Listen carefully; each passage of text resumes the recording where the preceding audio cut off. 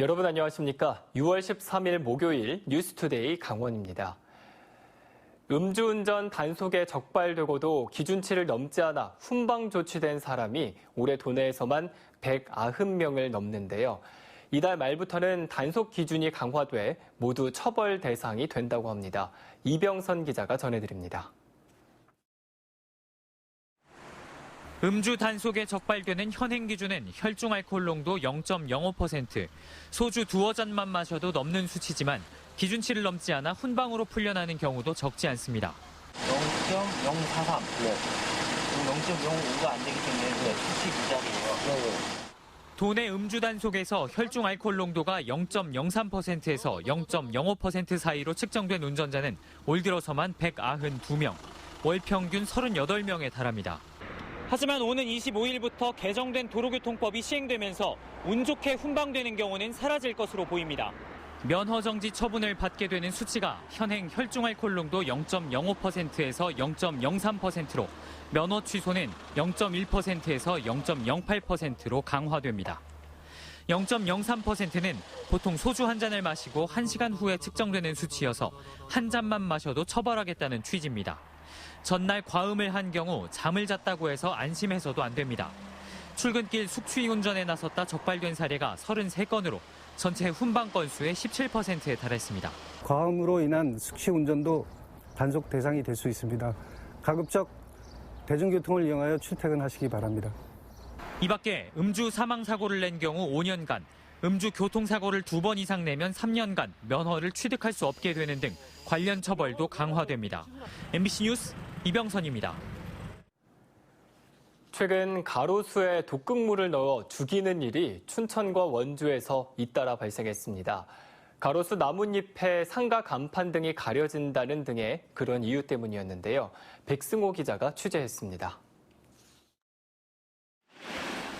춘천 예비군 훈련장 인근의 플라타너스 나무입니다. 최근 방제 활동을 하던 나무병원 사람들이 이 나무에서 이상한 구멍 3개를 발견했습니다. 누군가 드릴로 깊이 7cm 이상 구멍을 뚫고 그곳에 제초제를 넣은 것으로 추정됩니다. 나뭇잎은 둥글게 말린 채 말라가고 있고 뿌리도 상당 부분 죽었습니다. 제초제 피해는 다른 피해하고 틀려가지고 잎사과가 말리면서 다 죽어버리는 거죠. 수간에다 직접 구입을 했을 때는 약이 없어요. 이건 속수무책입니다, 이거는.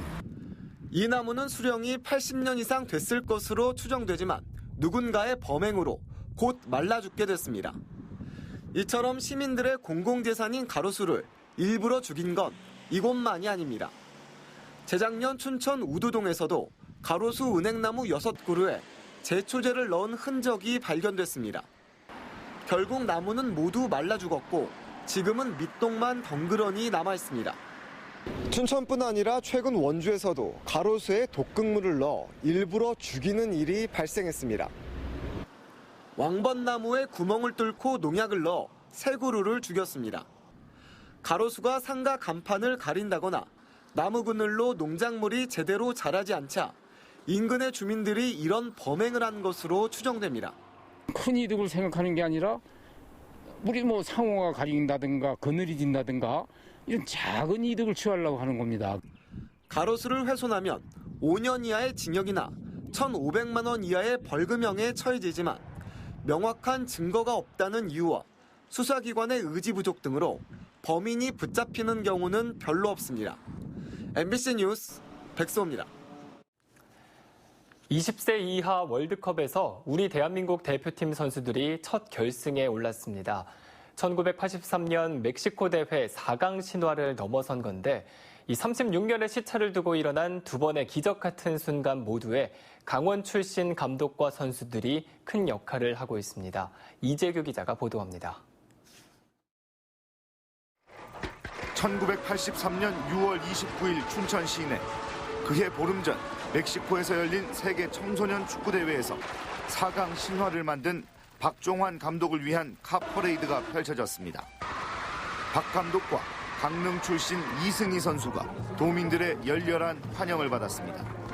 춘천 출신이었던 박 감독과 고교 동창이자 축구 광이었던 고 이주일 씨도 함께 기쁨을 나누는 모습이 인상적입니다.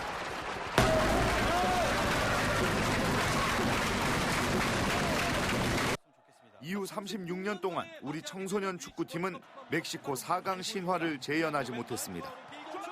하지만 폴란드에서 열린 20살 이하 월드컵 대회에서 드디어 이 기록이 깨졌습니다. 우리 선수들은 4강전에서 에콰도르에 1대0으로 승리하며 첫 결승에 진출했습니다. 박 감독은 선수들의 실력과 기술에 찬사를 보냈습니다. 좀 기특하다고 저나 볼까? 내가 볼 때는 근데 너무 상상하지 못할 경기를 잘해줬기 때문에 이제는 무조건 우승도 할 수 있다 이렇게 나는 내다보고 있어요.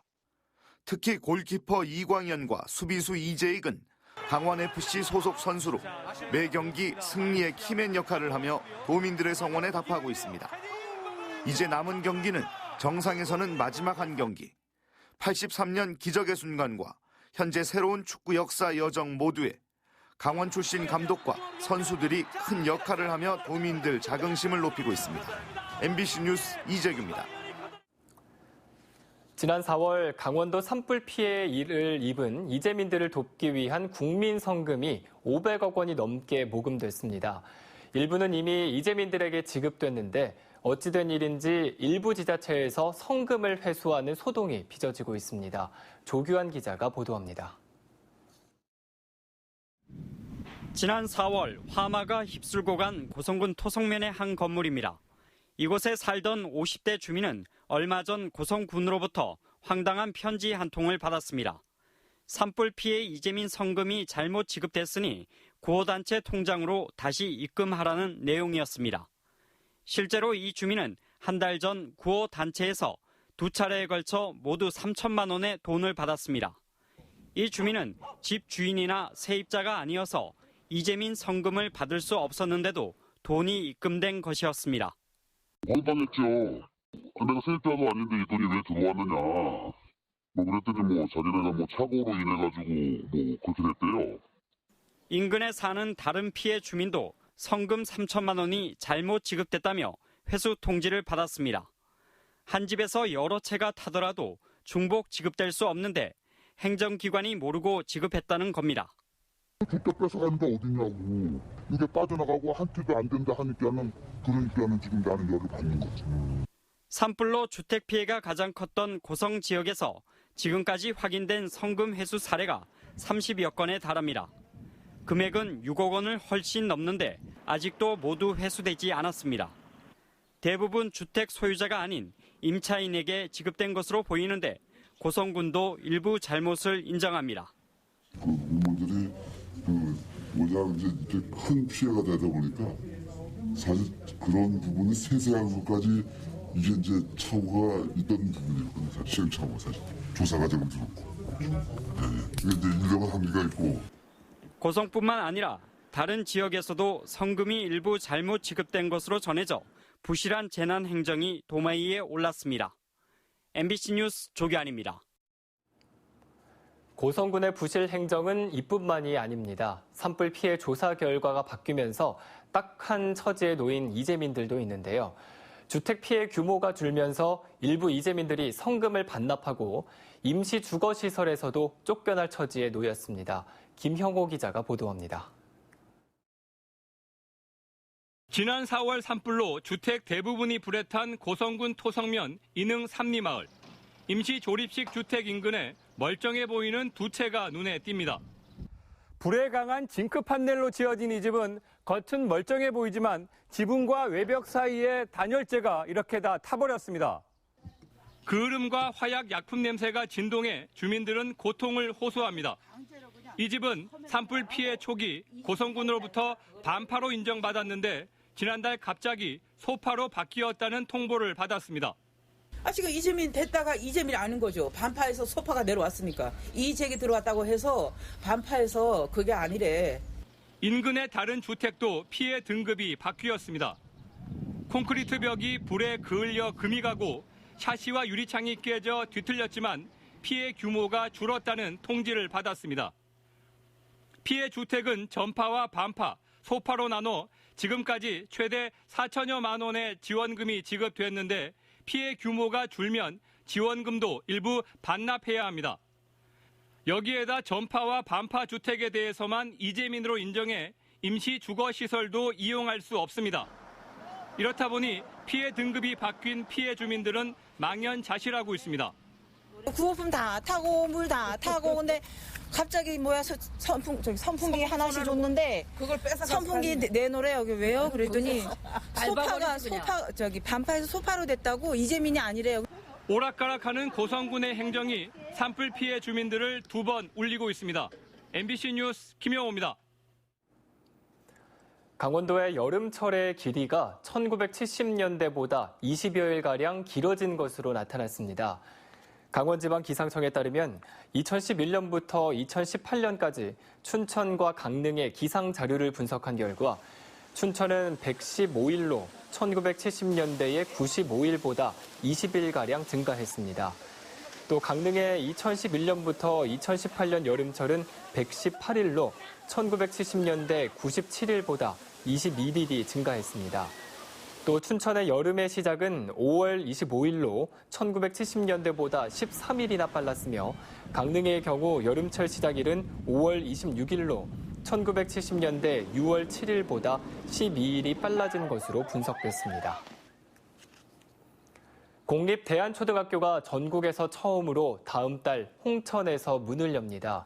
강원도 교육청에 따르면 공립대안초등학교인 노천초등학교가 다음 달 1일 학생 전입을 시작으로 국영수 등 기본 교과와 공감 소통 등의 대안교과, 그리고 치유와 돌봄으로 이루어진 대안초등교육 과정 운영을 본격적으로 시작합니다. 노천초 전입 학생은 강원도에서 51명, 서울과 경기, 경남에서 23명 등 모두 74명으로 대안교육 희망자와 사회통합 전형 각 50%의 비율로 선발됐습니다. 강원도가 강릉 수소탱크 폭발 사고와 관련해 독자적으로 사회 재난 지역을 선포했습니다. 강원도는 재난과 안전관리 기본 조례에 따라 지난달 23일 수소탱크 폭발 사고가 발생한 강원 테크노파크 사고 지역 일원을 사회 재난 지역으로 선포하고 지원에 나선다고 밝혔습니다.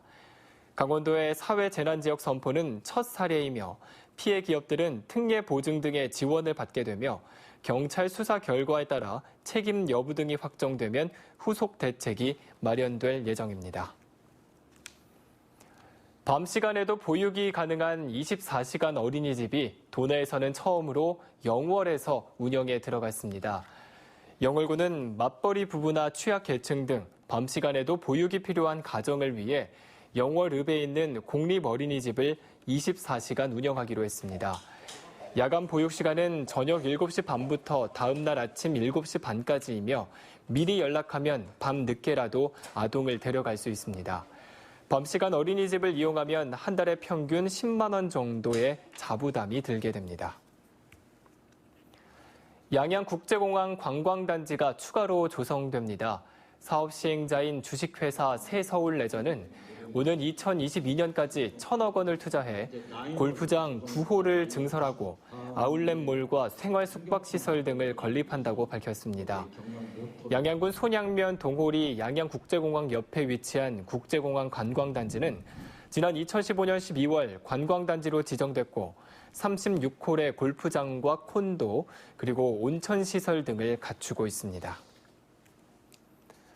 다음 달 5일부터 8월 18일까지 45일 동안 개장하는 강릉 지역의 해수욕장에서 다양한 행사들이 펼쳐질 예정입니다.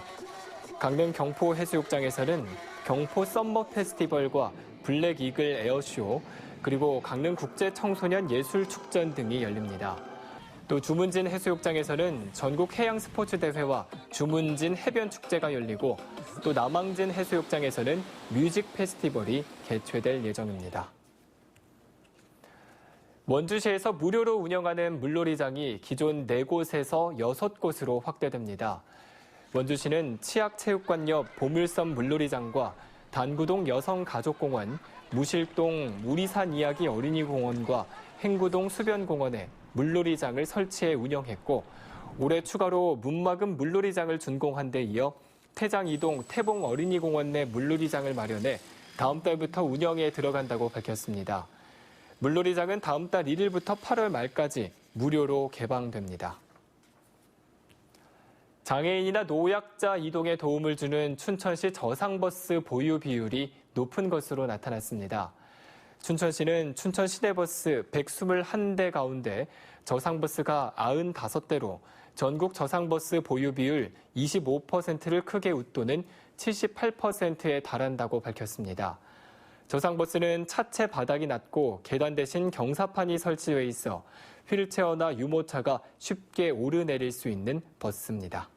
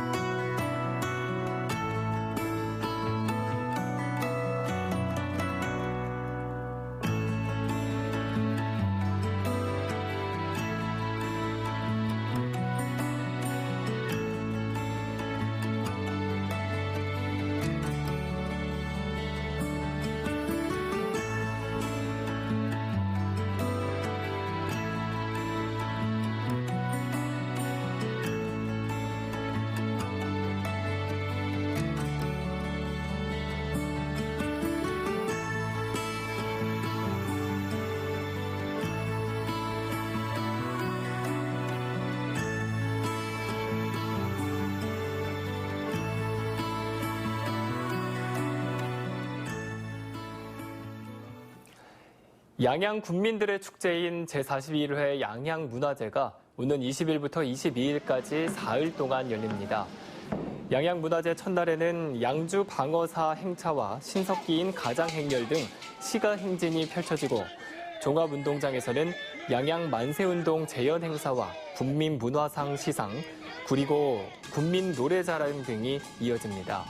둘째 날과 셋째 날에는 민속농악 공연과 경축 문예 행사, 체육 행사 등이 펼쳐집니다.